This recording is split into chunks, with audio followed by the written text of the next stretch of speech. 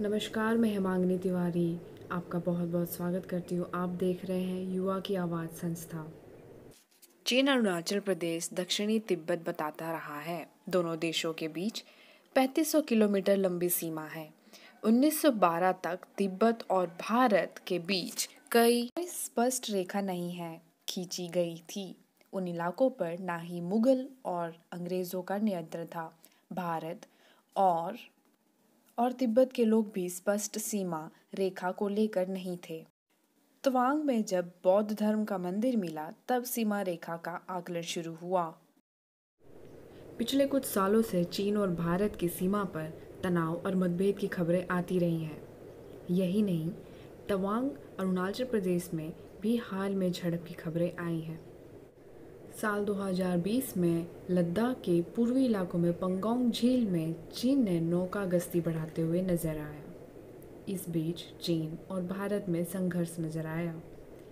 ये चीज़ हो रही थी एलएसी के पास, यानी लाइन ऑफ एक्चुअल कंट्रोल।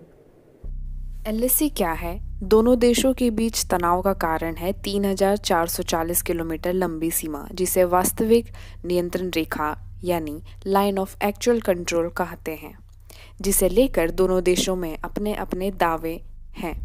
ये सीमा जम्मू कश्मीर, हिमाचल प्रदेश, उत्तराखंड, सिक्किम, अरुणाचल प्रदेश से होकर निकलती है। नदियों से, झीलों और बर्फों से घिरे पहाड़ों के वजह से एलएसी को लेकर विवाद होता रहा है और कई बार दोनों देशों को आमने सामने आते देखा गया है।